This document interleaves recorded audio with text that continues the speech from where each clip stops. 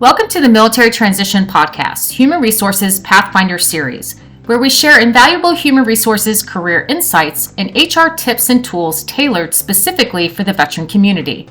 I'm your host, Misty Moreno. I served in the Air Force for 20 years and retired in 2020. I'm the marketing manager and content creator for Vets2PM, and now I mentor veterans just like you through the military transition. In today's episode, we have the privilege of hosting Carlos Merino. Carlos is a seasoned HR professional with over 28 years of experience in various industries. He served in the U.S. Air Force for 12 years and the U.S. Army for 15 years before transitioning into civilian life, where he continued his career in HR with the federal government. Throughout his career, Carlos has spearheaded numerous HR initiatives focused on talent management, recruiting, HR operations, and entitlements. He is passionate about helping veterans navigate to transition into civilian roles and frequently mentors transitioning service members.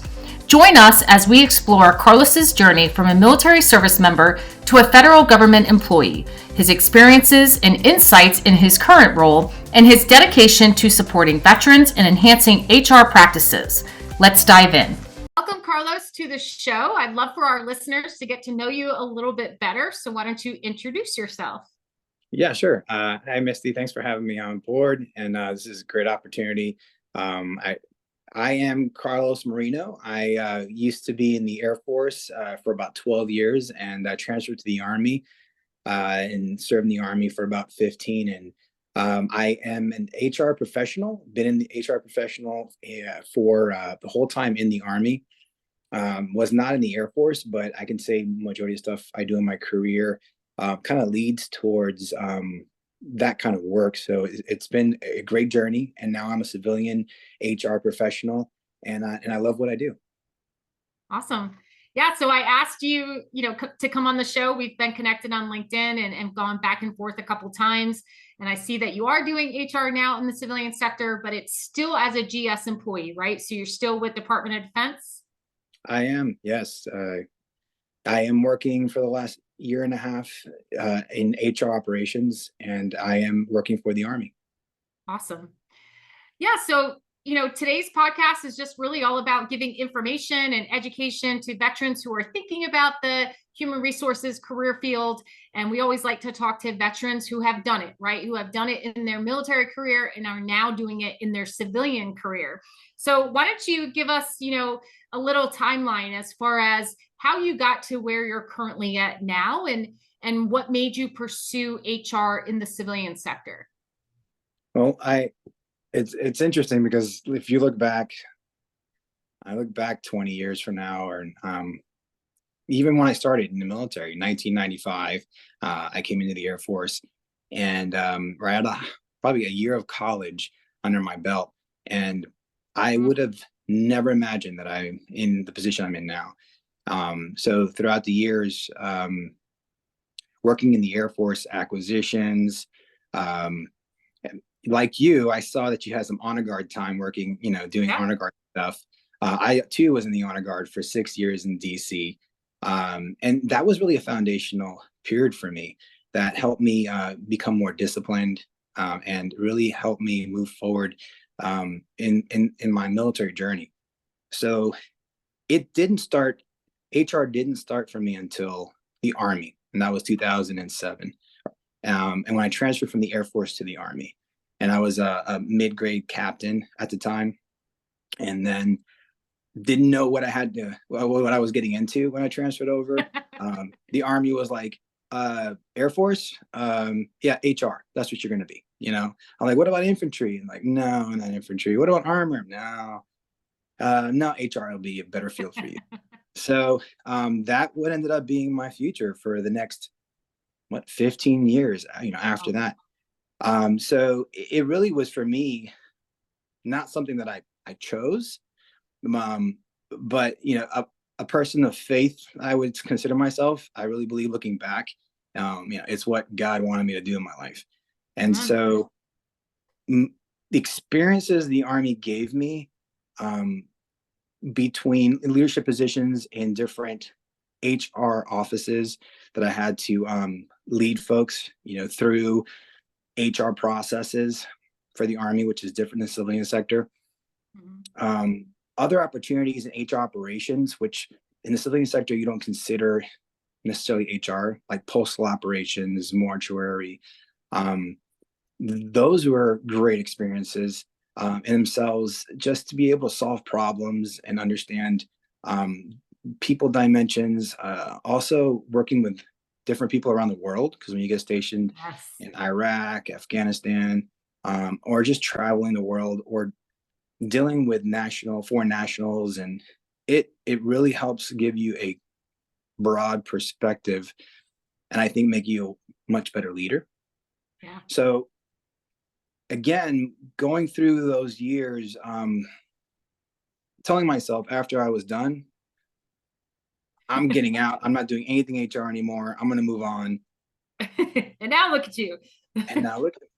And so afterwards, I realized, you know what? I have a foundation of 15 years in something that the Army taught me.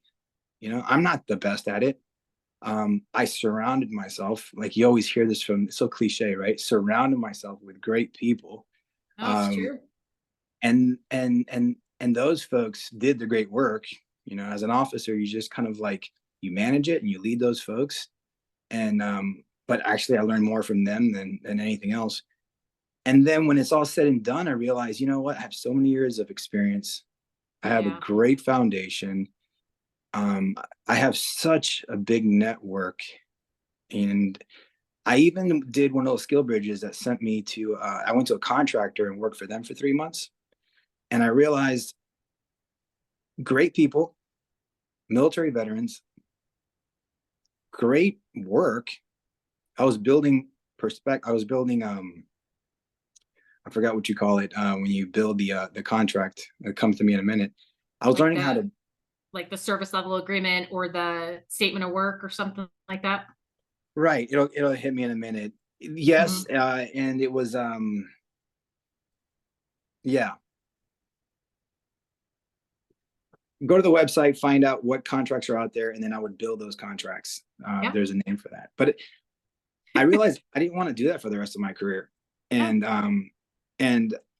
the biggest part of that was I had so much to offer in what I already understood and knew. Yeah. And then when a GS position came open, and it was some place that had already worked before in uniform, that was a no-brainer.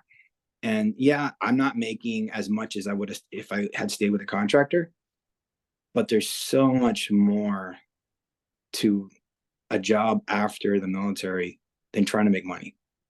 Yeah, why don't you tell us a little bit about that? Because, you know, I think you know a little bit. I started with Continental, worked there for 3.5 years, 6-figure salary, you know, exactly what maybe a lot of military, you know, veterans, they yearn to achieve, you know. I mean, I was in succession planning for executive training, and then one day I just said, man, there is way more to life after the military than money and being an executive. And I wanted to do something that, you know, I could actually see like the difference that I was making. And so that's why I left Continental. So why don't you tell us a little bit about, you know, what it is that you do or get to do every single day, and what your life now looks like after taking off your uniform?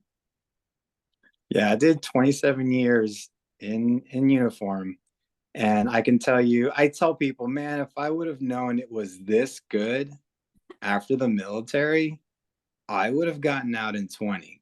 Like, what was I thinking, you know? That's a really good, you know, realization, because I got out exactly at 20, you know, well, 20 years and 5 months. My husband got out at 20, but you stayed much longer than than you had to. So yeah, what do you mean that good? Tell us about that.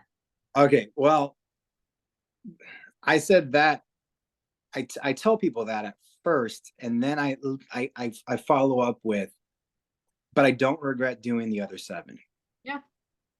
Because the other 7 taught me so much more and gave me opportunities to continue to expand my skills, build my network. And there's a reality that everyone's going to have to go through that is in the military. The uniform comes off and that's it. There's no going back. So enjoy little bit of time, the small period in your life that you do serve in the military, and make the most of it, because that's it. And so I thank God that I had 27 years, that I Yeah. had the extra 7. Um, and again, I learned so much during those other 7, so much so that had I not done the other 7, which was really neat, my son went in the Army in 2018. Both of my Wow. sons. One went to Ranger Regiment, the other one went to another special operation unit. And I had the opportunity to be the head HR professional, senior HR officer for that command while my Wow. son was in the subordinate unit. And that's the unit I retired from. So I would have never had that opportunity, Yeah. you know. And then the networks I built from there, it was outstanding. It was awesome. And there was things that I never done in my career that I did at that organization. So again, enjoy it. And people say, when do you know? When I had 20 years in, I asked somebody, when do you know? Sorry, I have a phone call. I'm just got to hang up. You're fine. Can you see me okay? Yeah, I can see you. You're Okay. good. When do you know that it's time to get out? And my supervisor would say, Carlos, you'll just know. Yeah. And so at the 27-year mark, at 26-year mark, I knew. Like I said, okay, you know what? This is time. Not only that, but had I wanted to continue my career, the Army said, you're going to have to move. You won't be able to stay where you're at. And my wife said, sure, stay in, but I'm not going with you. And so that's when I knew it was time. Yeah. And Um, so what about your civilian life are you enjoying? I mean, yes, you're a GS employee, so you're still inundated in the military life, but tell us some things that are different now than they were when you were serving. yeah. So when I served, I have to wake up. I'm in the Army. So PT in the morning is extremely important. That's a lifestyle. That's the way, that's a reality. You wake up at 5:30, be at formation 6:30, depending where you live, could be earlier. And you're having to do PT first thing in the morning. Don't have to do it anymore. And I go to the gym. I do what I want to do. I work out how I Yeah. want to work out. I work from 9 to 5 or 8 to 4, or I work 8-hour days. Right. Some organizations provide overtime pay. I don't. I get comp time, and they don't like if I have to work to the point where I'm getting comp time. So they really frown on it. So it's really 8-hour days, 5 days a week, Monday through Friday. There's no. Unfortunately for me right now, I'm not a supervisor, so Yeah. oh my gosh, that is huge. And not that I don't want to be, but it's nice to take a little break from that and trying to focus on my work and focus on myself. And that's another thing too, is that right now I get to focus on myself. And I never had done that before. I have 27 years of deprived sleep. Okay. I didn't understand that until I've gotten out. It's so And true. It's uh-huh. so true. Because I mean, when you are finally actually rested, and it's kind of like you're like, oh my gosh, Yeah. like I just thought it was normal to be super tired at 3:30 in the afternoon and feel like you're gonna die at 7 p.m. And it's like, no, it's actually not normal. Like that's what happens when you're sleep deprived. But that's awesome. I think it's important to stress, like, you know, on this podcast, we're talking to different veterans that have pursued different HR careers. So an HR career at Continental Tire is going to be different than an HR career at a real estate office, right? Or at a clothing, like at a retailer, or, in the GS sector. So in this, still with Department of Defense. So what you're loving right now is your set schedule. You don't have too much overtime, so you're probably not on call too much, right? And you can make choices. I love the fact that you said you go to the gym and you do what you want to do. I'll tell you, my husband and I, when we retired, I was like, I'm never doing a push up on my toes again. And I'm never voluntarily running a mile and a half. Exactly. Voluntarily. You Yeah. don't do the things that you don't want to do anymore. I do them, but I do them because I want to. I'm doing my time. Yeah. And I So get to, true. wear different clothes that I want to wear to work. And I get to grow beard and Yeah. mustache. Calling people by their first name. I've always enjoyed that. It's something that I guess I was used to when I was in the Air Force. It's just, sometimes that's just the environment you're in. Yeah. Not all the places. And not in the Army, it's not the same way. Um, it more personable, and I get to give back. Like it's something special about there's something special about being able to support the community and still be involved, and then help out in other, like you're doing right now. Like you're connecting with soldiers all the time, airmen, everybody in the military. You're giving back. That's huge. And then you have more time to give back. Yeah. And you get to pick and choose what you want to do. So Exactly. It's not just for an EPR bullet, right? It's not just for promotion. It's, you know, later on in my career, I said, I'm only going to do things that I want to do. I sort of got to that point where I'm like, I'm not doing Habitat for Humanity. Great cause, just not something I want to do. I'm not going to do, I'm not going to do anything with kids. Great cause, just not something I want to do. But yeah. now it's like I really get to do, one, where my talents align, and two, where, it's part of my purpose, right? My purpose is to develop better human beings who develop better human beings. So, well, that's awesome for you. I can totally understand the whole, you had 27 years of, like sleep deprivation, the workouts, and so those are a couple things for, veterans to look forward to. In some roles, right? They have a set schedule, and you do your job and then you go home. So why don't you take us through some of your like roles and responsibilities? What in HR do you actually do? Yeah, for me, I'm the operations officer at a 4-star headquarters. So when at that level, I'm consistently working with headquarters, Department of the Army headquarters, and then have a lot of subordinate commands, which are made up of a lot of 3-star commands, who have a lot of other subordinate commands that we work up and down that chain of command. And I'm looking at, for me, my one of my job, we have a couple of operations officers, but mine is to take all the operation orders and ensure that all the human resources, the things that deal with human resources, are updated, and that they're Okay. clearly communicated across the Army, because those operation orders send our soldiers across the world to do some awesome things. Mm-hmm. And if it's not very clear in the HR piece, it becomes very frustrating for our organizations to get to where they need to properly, to do some of the things they need to do, to account for the personnel, to get the services they need. Oh, and most importantly, ensuring the entitlement information is correct, which is always changing. Yeah. And so that's the main piece of what I do. But then there's so much more that I call them ankle biters. Yep. And if you're an operations officer, then there's just consistent ankle biters that come up all the time. And then we have conferences that bring in all the different commands. So you get involved with putting together those conferences, putting together those meetings, and then you sit with the operations folks. So for us, like the G3 or subordinate S3s, but we'll sit with those folks and they'll talk about trigger pulling stuff, and it could be about aviation or whatever. And a lot of times you sit through those meetings and it's just hours of different meetings for that 1 or 2 minute soundbite of HR that they need to ensure you're in the room so you can raise your hand and say, hey, did you really think about the people aspect of what you're saying? Because if you don't, they make a decision off an assumption, and everything goes, it gets confusing and it gets difficult.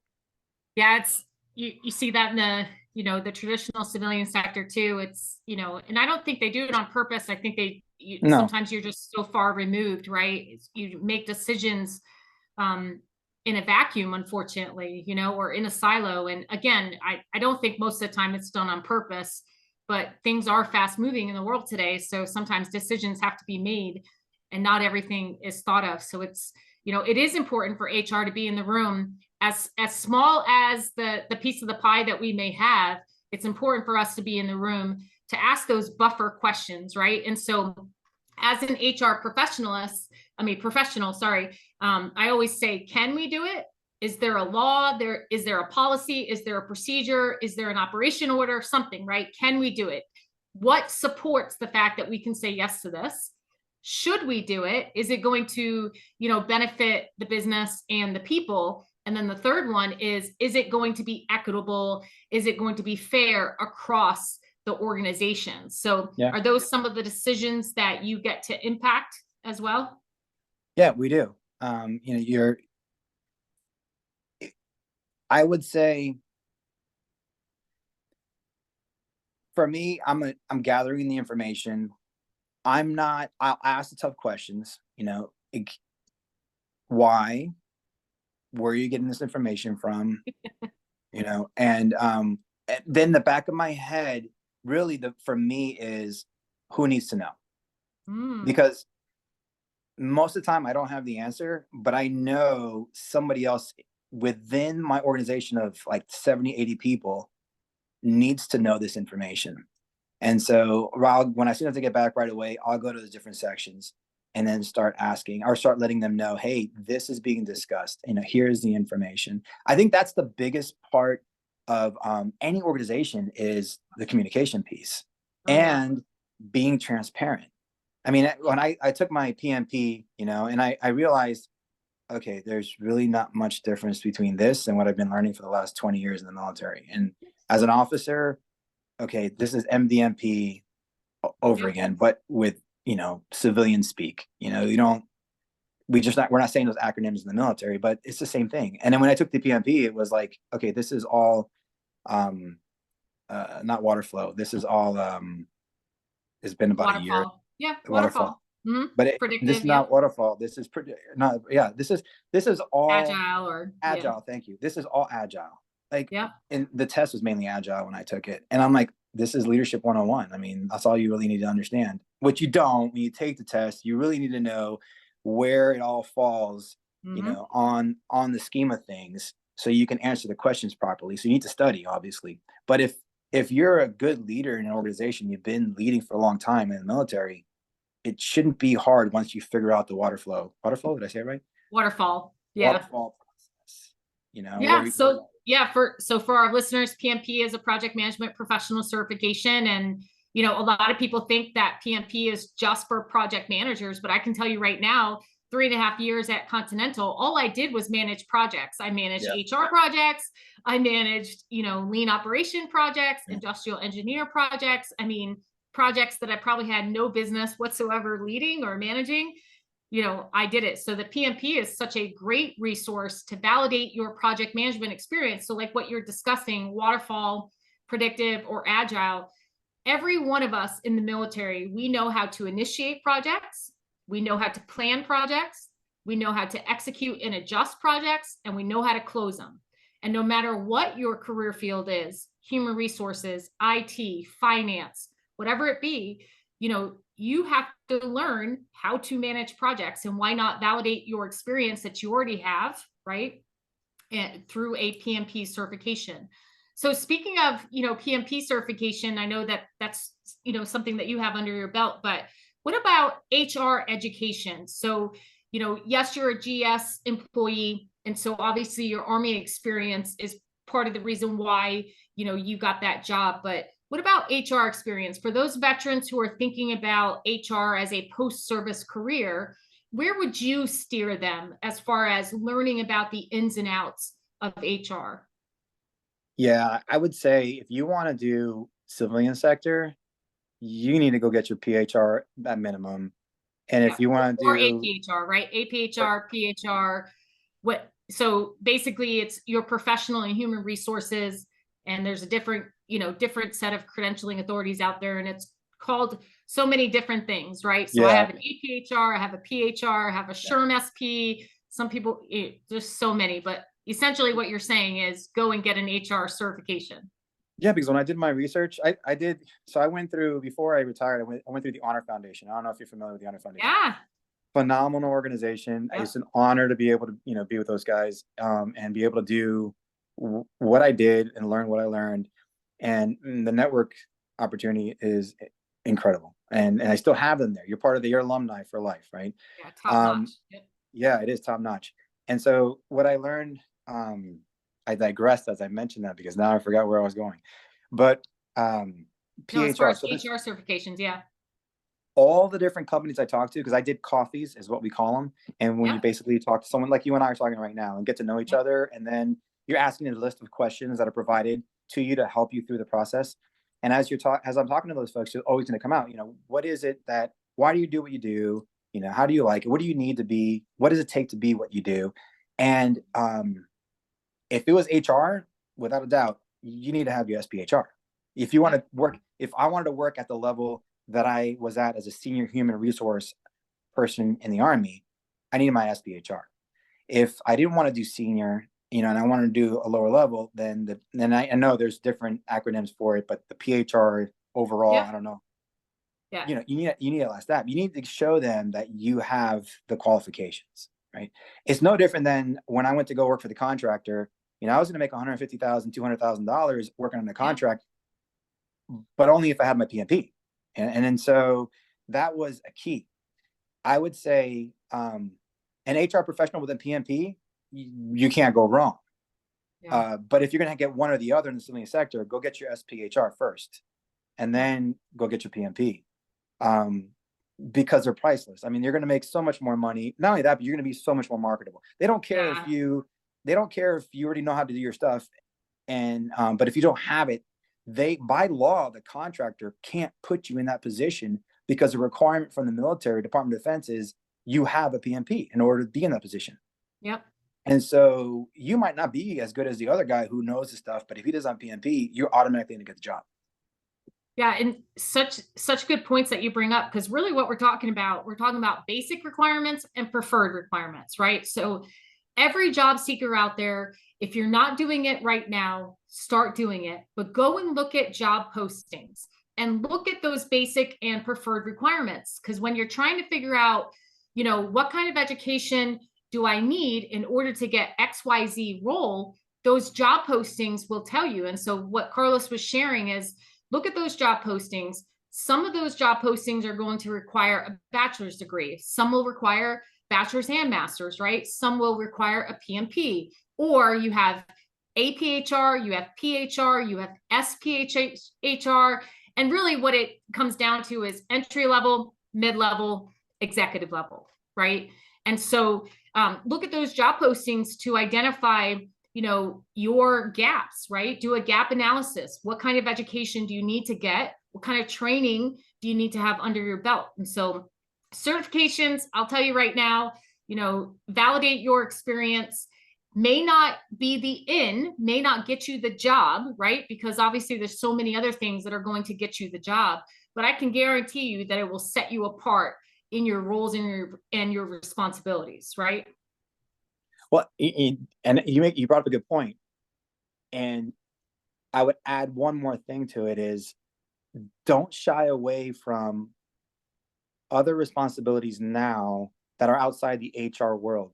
And the closer it is to operations, and the closer it is to that, I would say project management, to operations, the more marketable you're making yourself. And the reason why I say it is because when I did oh my gosh, this was a while back, I'm dating myself. I finished my master's degree in HR in 2011. I was deployed. That was the craziest time of my life. I was deployed. We were pulling everybody out of Iraq. I was in charge of the theater gateway in Iraq, or in Kuwait. And at the same time, I was finishing my thesis for my master's degree, and I was a commander. So I had 200 and some people that I was in charge of. And I was a company commander. And so I say all that because I finished it really stressed out. And where I was going with this was, I got caught with talking about my Iraq experience. It was leading me to talking about my degree, my master's degree, completing it. Yeah. And for the certifications, like go above and, outside of your areas of responsibility now in order to set you up for the future. But my paper, that's what I wanted to say. So I wrote this paper, and the paper and the research and the study was on executives who are HR professionals their whole entire career in the civilian sector and never get to be the the CEO of HR or the head HR guy. Yeah, like HR director, HR VP, HR president. Yeah. The CEO or the leaders of the company make the operation guy who grew up in operations, the head HR guy. Right. Yeah. And this happened, like, I don't know, I can't tell you the percentage, but it happened a lot. So you grew up all your life in the civilian sector doing HR. You're the master of your trade. You're the best of the best. And you get to that point where you've worked hard to be the head HR guy for that company. And they decide to pick somebody that doesn't know anything about HR. But they'll make you probably the second in command, right? The second guy in charge, because you'll be able to help the guy who's in charge. Yeah, AKA you'll do all the work and then exactly. You'll get the credit, right? Yes. And why is that? Because the leadership can talk to the operations guy and they have that connection, but they don't have that same connection with you. In other words, you have the authority, but you don't have the influence. Yeah. I'd rather have the influence, especially in my career, than I'm the authority. I just find my job to be so much more gratifying when I have the influence, because that means that they trust me. Yeah, I'm in it. So good. And so to me, true. That's what I found to be so true in the Army too. How many guys have transferred over from some operational organization in the Army to go ahead and take a position in HR, and they don't really know much, and they're learning on the fly, but the commander can go to them for things and can have that same conversation that they understand, and they can, be at their level. And it was hard for me as an officer mentoring, coaching young officers, because it was tough to tell them, hey, you can work as hard as you want. You can have all the key positions, but when you make it to a GO level, I can't promise you, if you did everything exactly the way you were supposed to, you're going to end up being the AG of the G1 of the Army. Because the Army a lot of times picks non-HR guys to be the G1. Absolutely. They won't pick the sustainment guy, the G4. They won't pick a non-sustainment guy. They won't pick a non-aviation guy. They won't pick a non-infantry guy to go be the infantry, but they'll pick a non-HR guy. The corporate world is no different. Yeah, it's no different.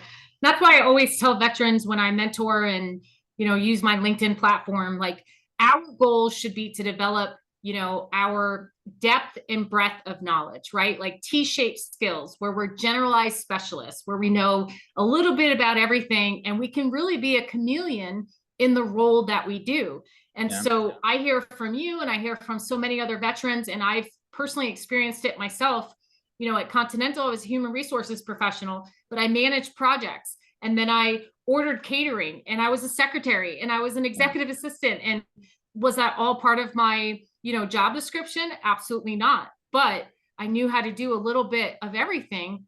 And that made me way more marketable in the organization. So whenever the plant manager or the HR manager or the engineer, manager needed something, they knew that they could come to me. And that's what, I always try to tell veterans, is like, that's where we stand out, right? So yes, we're human resource professionals, but we're also certified project managers, and we know finance, and we know this, and we know that. And so that really will benefit, everyone in the civilian sector, regardless if you go to the GS, the GS route, or you go to a Fortune 500 company. So Carlos, what would you say, you served 20 years in the Army, you work for the Department of Defense now, and obviously, you seem super happy, and I know that you feel blessed, right? That you have the opportunities that you have, and you have some choices, and you don't have to wake up and do PT at 6:30. You can do what you want.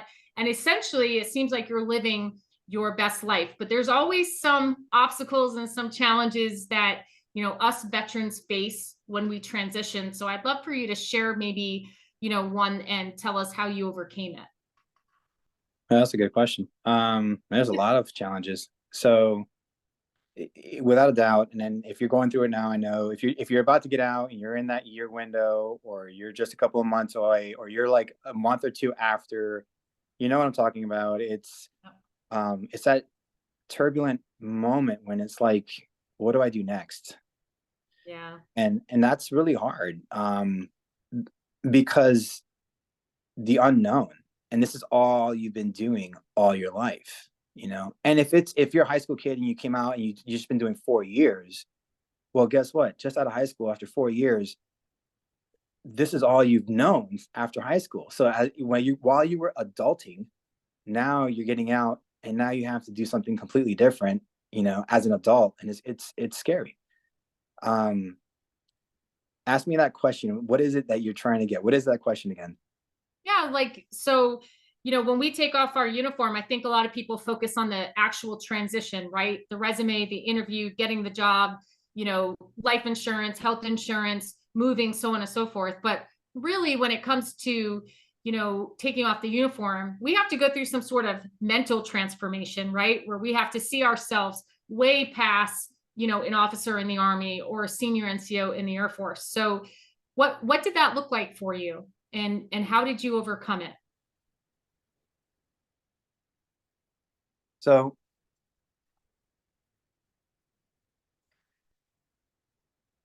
my bosses and my organization allowed me to take some time off That's to good. go and do the internship program, right? Mm-hmm. We don't know if that's going to continue on for the next, year or two. And the services might say, not all the services allow that, Army does, No. within that transition period. If your service does allow it, you don't take advantage of it, then you just missed out on a great opportunity. So that is one of the things that I did. I did the 3-month internship, right? I did the Honor Foundation. Now I submitted an application. I got in. I went the 3 months of understanding what the corporate world wants. Understanding, really, at the beginning of the whole thing is, first month is understanding yourself. Who are you? Like Yeah. my why is, build teams so we can create an impact. Right, that's my why. Yeah. And then it was wild. There's two guys that you're telling your story, they're listening, they're repeating it back to you, they're telling you what you said and what they think that what you're saying leads to, and then you get this professional counselor who turns around and sits down with you, and then he takes all that information, and then you digest it, and then you take your personality type through this test you take. I mean, it's intense. Yeah. And when it's all said and done, you come up with this why statement, and you're like sitting there thinking to yourself, yeah, this is who I am. Right. So now every time that I do something, and it just answers your question. So every time I do something, the question I ask is it in line with my why? Mm. Because if it's not in line with my why, I probably shouldn't be doing it. I love that. That's And actually so, what we ask ourselves all the time at Vets2PM is, does this help a vet? Will it benefit a vet? Is it going to benefit the greater good? Like, I love that. And, my purpose is to develop, or my why is to develop better human beings who develop better human beings. And I love that you said that's what you ask yourself now, because as we, transform, right? As we leave the military and we transform into, not a different individual, but in some cases it could be a different, we are going to get a lot of different opportunities, whether it be for more money or, to do different things. And we have to keep ourselves on the path, right? And so asking yourself, does this align with my why? That's a great tip for veterans. So let me ask you another question. Do you have any regrets retiring when you did, or are you happy with when you did it?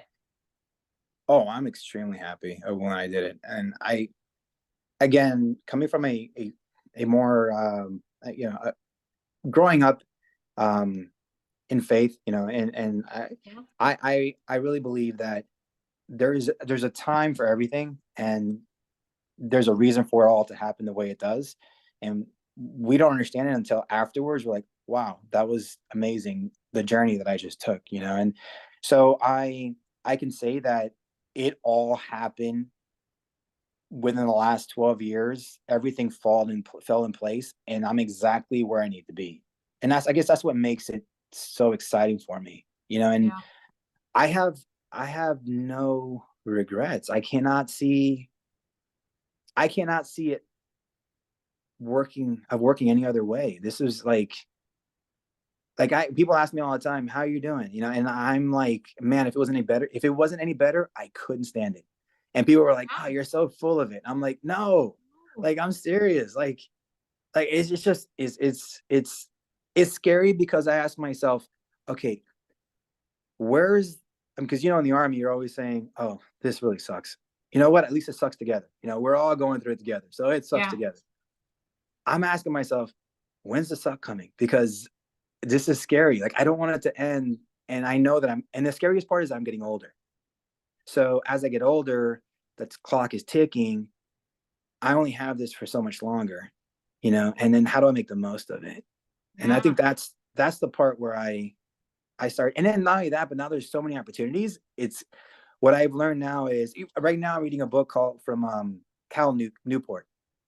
And it's so good. They can't ignore you. Why skills trump passion in the quest for work you love. And so reading that book, I wish I would have read it early in my life, but I think I would have never understood exactly what he's saying if I had read it earlier, because I was so busy, I wouldn't have cared. Right. But now I'm able to reflect on the second half of my life. This is what I call it. I'm in halftime. There's a book called Halftime too. Phenomenal book. Highly recommended. But I'm in that halftime and I'm asking myself, okay, it's time to start saying no to a lot of stuff, And so some of the quotes he has in here, I wrote them down. The happiest, most passionate employees are not those who follow their passion into a position, but instead those who have been around long enough to become good at what they do. Yeah. So if you understand why that means a lot to me, is because if you look at Myers-Briggs, great test, take it, but don't try to follow who you are. Understand yourself, right? So, me as an extrovert, if you can't tell already, me as a total feeler, and intuitive, sometimes sensor, and a P, which can be out there sometimes, almost late to your meeting. Sorry. But I'm creative. Passion is huge, right? So what do I want to do? Oh no, this doesn't fit with me and who I am. Okay. And Cal talks about it. Well, that's such a baby boomer mentality from, we're being taught, follow your dreams, follow your passions, follow this, follow that. No, baloney. Don't follow any of that stuff. Yes. Understand it, make your hobbies your passion, but understand your work is different. And the blessing I had being in the military for 27 years is exactly what he said there. Those who have been around long enough to become good at what they do. You have to be in something for a long time. Yeah. You can't be in it for 3 years and say, well, this isn't my passion. This sucks. Yeah, it's supposed to suck. You grind and then you learn it, and then it's hard. And like any kind of professional musician, like any kind of professional athlete, it sucks. But at the end of the day, the winning is awesome. Playing in front of a group is awesome. Doing well is awesome. And those are your rewards for going through it. And too many people nowadays, I have adult children, except for one. And unfortunately, you see that in today's generation. They want immediate gratification. And if not, they go to the next thing. Yeah. So stick with it and understand that. And he says a couple of other things that were really interesting. He goes on to say, have a craftsman mindset, a focus on what values you're producing in your job.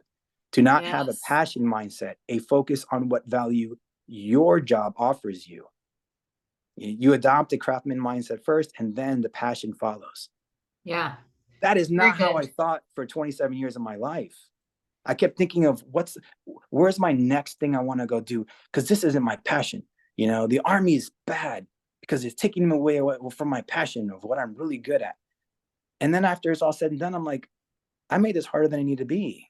Yeah.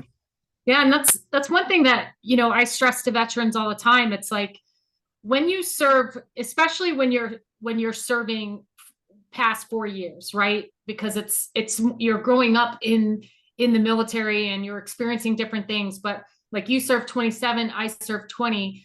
When you transition and you start new jobs, you may not like it. It's going to take you a long time to figure out what it is that you actually want to do, what it is you want to be, and where you want to put your time, your energy, and even your money. But I love what you're saying. So I always say your job does not have to fulfill your passion, but it can fund it.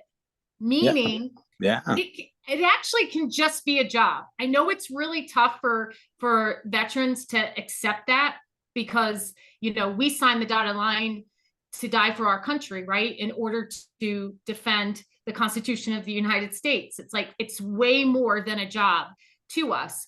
But when you transition, it actually can be just a job. You can show up when you're supposed to show up, and you can leave when you're supposed to leave. And you obviously add value and you impact the people around you, but it doesn't have to fulfill your passion or your why. But what you do after work, what you do on the weekends, what you do on your PTO or your leave or your vacation can fulfill your passion. And so it's important to remember that. And also it's important to remember that you have choices now. You're not contracted anymore. Most, you know, US states are at will employment. And, you know, I always advocate stay somewhere for at least a year, because the year allows you to go through the evolutions of the job, right? The beginning, the middle, you know, and getting kind of accustomed to it.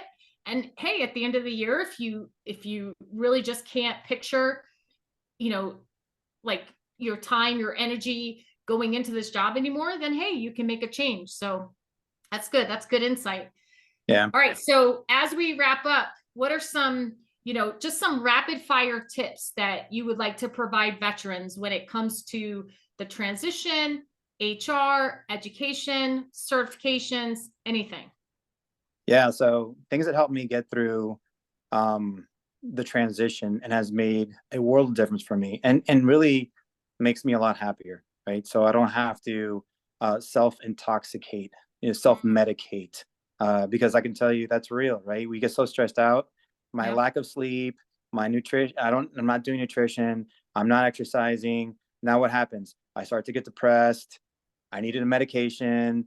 I need self-medication, which can turn into all kinds of stuff, which is bad, right? And unfortunately, we see too many people taking their lives because they can't handle it anymore. So, you know, I would say, first and foremost, put the mask on yourself. Like when you're in an airplane, start breathing, take care of yourself first, right? Before you start thinking about, you know, what am I going to do with my career? No, what are you going to do with yourself? So I would say start doing the lifesaver for me, daily rituals, right? So I have my morning rituals, my workday startup rituals, my workday shutdown rituals, and my evening rituals. And they're methodical. And it's not perfect all the time, but I have it written down so that I will look at it to make sure that I don't miss a beat, because that helps me stay on track, right? Part of my morning ritual is getting to the gym by 5:30. I don't always make it by 5:30, but I'm pretty close. I'll spend about an hour and a half in the gym. That levels my bubble for the beginning of the day. I love that. That makes me feel phenomenal. I love exercising. I love working out. It balances me. And plus I'm getting old. So if I don't exercise, it feels like everything's falling apart. And that that puts grease, that put grease and lubricant in my joints so I can continue to make it through the day. By the end of the day, I'm done. And then my workday startup, it's really like, you know, walk by safe, grab stuff out of the safe, go to desk, turn it on. While turning on, go to my go to my refrigerator, put the lunch in there, you know, swing by. I mean, to that degree, to the point that I'm actually, and then lastly, start working on my top 3 things. Like if I don't have that down packed, my mind will wander and I will start doing other things, wasting time. The whole day goes by and I feel like I accomplished nothing. And I will tell you, you will get angry, depressed, and you'll feel like you don't want to be there anymore, right? And you won't be able to make a difference. Then my workday shutdown, do it. If you don't do a workday shutdown, what happens is 4:30 turns to 5:30, 5:30 turns to 6:30, and now you're leaving late. No, go home, right? So at 4, I try to be out of there by 4:30. At 4:00 starts my breakdown ritual. Go through my emails, clear them out. I have a system that I don't have anything in my inbox by the end of the day, right? It's turned into a task or it goes away. And so organize my tasks before the end of the day, clean my desk out, put all my stuff away, and then I'm out. And it's methodical. And then the last one is oh my gosh, this is the most important, evening. Your sleep, preparing for sleep starts at the beginning of the day. And if you don't understand that, you're never going to get to where you need to be. It's waking up and seeing the sunlight. It's eating the right foods, and it's getting to the point where now, and 2 hours prior, when the sun goes, after the sun goes down, you eat no more, right? Because if you do, it's going to be digesting in your stomach while you're trying to sleep, and you're not going to get any REM or deep sleep. So you start 2 hours or when the sun goes down, get to bed early, but do those rituals right before. Like for me, it's taking a warm bath, doing my breathing techniques. I take magnesium, and I like to take some warm tea or hot milk. I have a sauna in my house, so I might be in a sauna for about 20 minutes before, and release all thoughts of anything in my head. I told my wife, no talking, no arguing with me, or no bringing up any serious stuff an hour prior to bed. And not looking at any electronics, dimming all the lights in the house. I mean, it's really, I have my evening ritual, which drove my wife crazy at first, but now she does it too. Because that sleep is so critical to your performance during your day and as in whatever role you have in your life.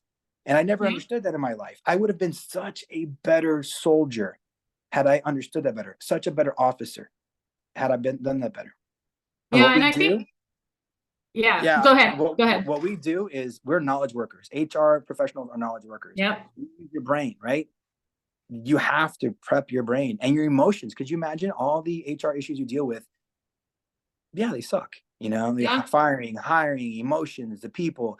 Deaths. I mean, you still deal with it in the civilian sector. Your HR is the main person that deals with the employee deaths. And really what I'm hearing from you is like, you say, I could have been such a better soldier. And I say that sometimes too, like, oh, I could have been a better airman. But that's why me and you are enjoying life right now.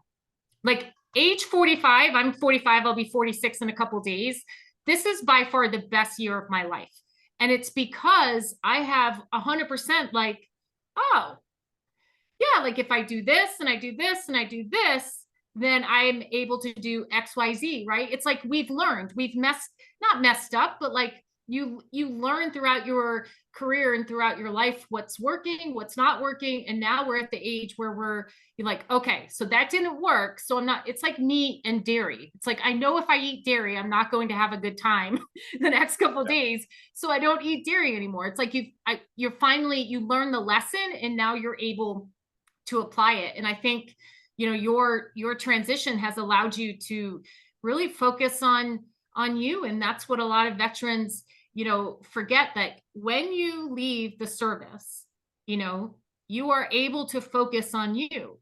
It may look a little different, maybe whatever it may be, but you're able to truly focus on what you want to do, your needs, your desires. Would you say that's the truth? Oh my gosh, yeah. Like honing in on sleep, because I knew it needed so much, helped me figure out, well, what's impacting my sleep? And then when I peel back the onion, I could tell you, when you do that, you're going to have some realization. You're going to realize there's some things you're going to have to eliminate that you probably don't want to eliminate. For me, I'm not a big drinker, but I like beer because it tastes, to me, it's satisfying. And towards the end of my career in the military, I think it's just I don't know if it's a North Carolina thing or what, but bourbon is huge, and so I have a lot of friends who are like bourbon connoisseurs, and so it was fun just being able to talk about it. And like I said, I'm not big on going out and just getting drunk and stuff, but I enjoyed a good bourbon. But then I realized that stuff destroyed my sleep. There wasn't, and I have a Whoop. I don't know, I'm not a Whoop. I'm not trying to sell Whoop. But there's an Oura Ring and there's a bunch of other stuff like that. And so biometrics and being able to read my biometrics and my sleep and my food and what it does, all that stuff does in my body, has made a huge difference on how I live my life now. And I never took the time to do that when I was on active duty. It was just go, go, go, go. But now I can step back and reassess. And I'm realizing there's a lot of bad habits I had. And so alcohol has been one that I've eliminated. I mean, I probably should have never started to begin with. But I've eliminated, and I won't say I don't drink. I have a beer when I'm with friends, but I know that anything more than 2 is going to wreck my sleep, and even 1 will wreck my sleep. And it's a choice I made. It's not something that, I'm telling people you got to stop doing that. Yeah. But you just, now you're again, you're like in the habit of taking care of you because you can, and you're the biggest priority now. So like, yes, your career is important, so on and so forth, but you're not, you know, you don't have a contract. You're not supporting and defending the Constitution of the United States. I mean, it's just now you're able to take care of Carlos. And I think, you know, for me, it was the same way. Like I'm telling you, year 45, it's my best year yet.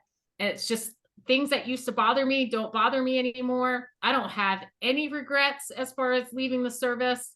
When they were talking about retirees, you know, being recalled, I was like, they better not recall me because I am way too happy.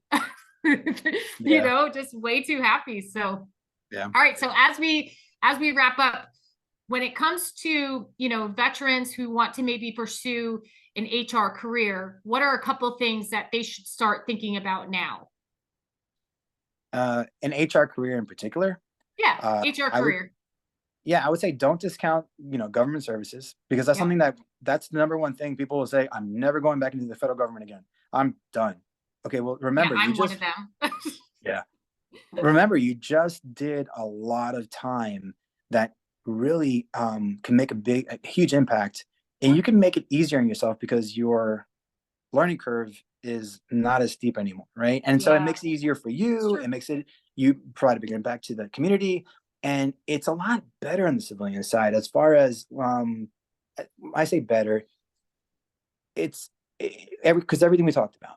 Right. I don't have to put in leave if I want to leave for the weekend. You know, I only put in leave for the days that I have to be on, that I work. On the weekends, I can go to Timbuktu and back. It doesn't matter. For 3-day weekend, I just leave. Like, I don't have to report to anybody. Which when you're in the military, when you're in uniform, when you're a civilian, you're like, okay, well, what's the big thing about that? When you're in the military for 20 years or even 4 years, you realize, oh my gosh, that's huge. You know, it's like I'm getting privileges back, you know? Yeah, it's so true. Okay. So don't discount government or federal work. What's another thing? Another thing too is find your, what is it called? Your find a field, right? Find Your narrow it down. specialization. Yeah. Right. Pharmaceuticals, contracting, a finance, banking world. You know, narrow it down to where it is that you have some interest in, so you can start pursuing that route. You know, because each one of them are different. You know, different environments, different opportunities, different types of certifications. Another one is network. Network is number one of anything, right?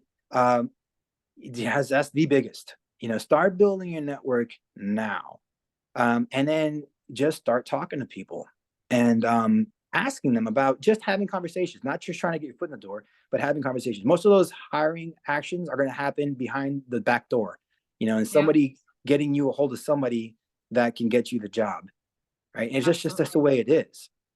Yeah, 100%. Because your resume, people spend so much time on the resume. The resume doesn't get you the job, guys. The resume gets you the phone call. The phone call gets you the interview. The interview gets you the job. But most of the time, your connections are getting you all of that. Your network, you know? So, I mean, especially now in the job market, right? Where you're like one of 500 that have applied. I'm telling you right now, recruiters work bottom up. And so 1 to 5. So if you're 500, you're never even going to get, you know, a chance. So that's awesome. Network. A lot of our guests say that as well. Know the organization. Okay. If you're talking to the person that is going to that where you want to work, then know about the organization, be able to talk it, know the lingo, understand it. Because if you don't, and you're talking to them, you know, this person can be like, this person knows nothing about us and is talking to me. It's like, what, you know, do they really, or understand some of, for me, like building teams and creating an impact. And then I would talk about my why in more detail to these executives that I was interested in working with. And we ended up building a relationship over the phone as we were talking, because they can relate with me and I can relate with them, you know? So, but I knew that because I knew that level that they're at, you know, we had that commonality.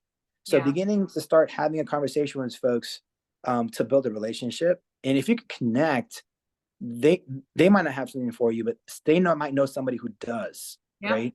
And then they'll connect you with that person. I mean, make yourself somebody who other people want to talk to and be around, you know, be positive. Yeah. All right, Carlos. So we're going to do some rapid fire questions. You've answered a little bit with your books that you're reading, but as we close out, thank you so much for all of your advice to the veterans, not only just like in order to get into the HR field, but really just how to transition and transform. And I love how, you're stressing taking care of yourself, and a lot of the stuff that you mentioned, it may be nuanced to people, but I always say to people, like, figure out what it is that you want to do post-service that you couldn't do before. Like, what are your non-negotiables? You know what I mean? Like, the biggest thing for me was to be able to go and see my family whenever I wanted to go and see them. And I didn't have to, tailor it to an exercise we're doing or a deployment that we're doing, or, this person's out or whatever it may be. So I love how you're taking care of yourself. All right. So 3 questions for our veterans. What's the best piece of advice that you ever received?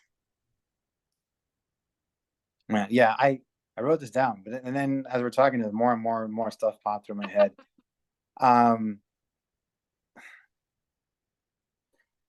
Yeah, one just popped in my head that's not on my list of things that I wrote down, and I can say, wow, you said one, right? Just one. Oh my gosh, this is so hard. There's so much. What do you think is the one piece of advice that veterans really need to hear, like based on what you see on LinkedIn and maybe what you're experiencing within your community? What's a piece of advice that someone needs to hear? Okay, I'll tell you, when we first got to the Honor Foundation, one of the things they mentioned to me, and I kept to heart as I was looking for a job, and this isn't any of the things that I wrote down, but it just, for veterans, I think this is important to keep in mind because it put things in perspective. So there's 5 different things that I look at in a job if I'm going to consider it. And one, does it pay the amount of money that I want to make, right? Love it. Is it am I going to work, the hours I'm looking to work? Wow. And am I living close to home if that's important to me? Do I like who I work with? And do I like what I do? Right. Wow. If you can get all 5 of those, the jackpot. Like, yeah. No doubt about it. That is, if you could just get 2 of those, that's pretty good. Right? The majority people 2, right? So you imagine out of 5 of those things, just 2 of those, and you should be happy. 3, oh my gosh. 4, incredible. 5, jackpot. Jackpot. Okay. Yeah, I love that. You asked me why I love my job. Yeah. I have all 5. That's good. It is phenomenal, right? And so that's why, to me, yes, could I make $200,000 a year? Probably. Could I make more? I know guys that are bringing in $400,000 a year. Yeah, same. No, I'm good with a GS-13 pay. You can look it up. GS-13 level 3, right? I'm happy, right? Because I have also a retirement coming in, and so all that starts to add up, and I'm okay with that, right? Yeah. So those things help. Now it's different if I didn't have retirement coming in, probably, but I was able to make the decision based off those 5 criteria. I was okay with the amount of money I'm making. Plus, I live close to home. I love who I work with. I love what I do, and I love the hours that I have. Yeah, that's great. That's probably, and I'm going to do a post on that, and I will 100% credit you. But I say very similar things. What are your non-negotiables? Everyone wants to separate and everyone wants to retire for a reason. So what is the reason? What are the non-negotiables? What do you want out of your life post-service that you can't get while you're in the service? I love that. All right. So you mentioned a couple books, but just one book. What's one book that has changed maybe your perspective, the way that you think about things, or the way that you live your life? I just mentioned it to you. I'm reading it right now. I'm about done with it. And that's, and I listen to the audiobook. I always listen to the audiobook first, just to get through it, kind of foundation. And then I go to the book. Me too. And then I highlight. Self-help, yeah, I have to go and take notes. What's it called again? It's it's Cal Newport. So Good They Can't Ignore You: Why Skill Trump Passion and the Quest for Work You Love. And again, for a feeler from like me, that's huge because of the passion piece. I got to put my mind in a different perspective, and it helped a lot do that. And I'll follow that up with what's the other one? He just Deep Focus. He wrote Deep Focus, so I'll follow it up with Deep Focus, and he's come up with a couple of new ones too. And I heard him on a podcast. I like the Whoop podcast. I listen to all the time. Plus Huberman's podcast on nutrition and health. So, and I think he was on there, right? So listening to him made me have a better appreciation for him. So I'm going to go back and do some studying on that. That's good. All right. And last one, I know you mentioned you have, your morning ritual, your nighttime ritual, and your open ritual for work and your closing ritual for work. But what is just one habit? If everything else was taken away, what's one daily habit that moves the needle forward for you? My exercise in the morning. Yeah. But I say that because my dimensions, I look at life as, spiritual, mental, physical, all that. That's an extremely important habit. But if I just did that and not ensured that the other ones were being taken care of, that was not enough. So that alone can't be all. Like there's no way that could be the only thing that can move my needle forward. If I wasn't a good husband, just forget about everything else, right? I'd just be depressed. And if I wasn't a good dad, or if I didn't do my daily devotions, which is true. Like I love doing my devotions because it really puts things in perspective, and that really levels my bubble. I would say my devotions first and foremost. But again, I could do my devotions and be the best Christian ever and, go to church all the time. But guess what? If I don't exercise and keep myself physically healthy, if I'm not social and have healthy social relationships, and if I'm not doing anything to mentally engage and keep my mind strong, then that doesn't matter either. I mean, it does, but there needs to be a balance. And I totally messed up your question. I'm so sorry. No, it's good. It's good. I really love this conversation because, it really showcases to veterans that there is life outside of the military. And if you are at all on the bubble as far as should I separate or should I retire, and just like what you said, and I totally resonate with it, but like on August 19th of 2019, I walked out of the meeting with a civilian and was like, nope, I am not dealing with that anymore. And I went and pressed the button to retire. I was supposed to stay in until I made chief, and for me, God was pushing me, my faith, God was pushing me to go press the button to retire. I retired during the height of COVID, landed a role, got fantastic Veterans Affairs, customer service. Everything with my claim went beautiful, way, way past what I was expecting. And I can only imagine if I was retiring now, which really would have been the case because the plan was to retire in 2024 originally.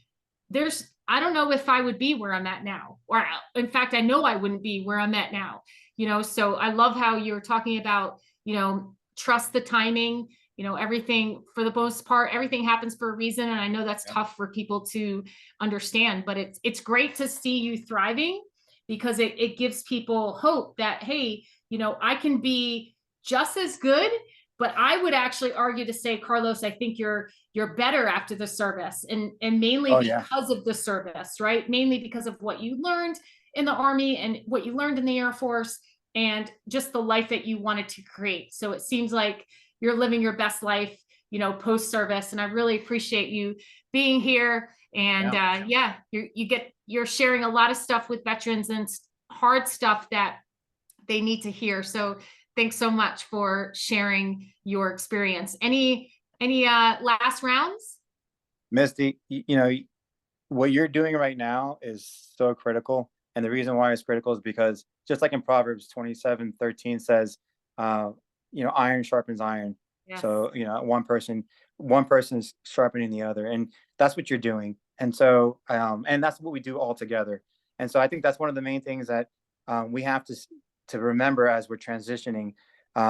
We're in it together. And especially if you're military, I don't care if you have, 4 years or even Marine Corps 2 years. I don't know if they serve 2 or 4 years. We've all been through this. So you're not alone. Nope. Ensure you find other people who are going to sharpen you, and make sure there are people who are going to sharpen you, not bring you down, obviously, make you dull. And there's a lot. That's another thing too, is there are so many organizations and there are so many people, and you don't have to have many. Just get a hold of a couple. Start with Misty. And I'm telling you, you're going to have a better journey because of it. Absolutely. Perfectly said. Connect with Carlos on LinkedIn. Don't do it alone. We are in the veterans are supported era. The people that came before us are the reason why Carlos and myself are able to do what we do now, and we're loving life. So that's possible for you too. Don't go at it alone, and we'll see you next time. Thanks, Carlos. Thanks, Misty. Take care. Bye. Thank you for tuning in to the Military Transition Podcast, Human Resources Pathfinder Series. I hope you enjoyed our conversation with Carlos Merino and gained valuable insights from his journey and experiences.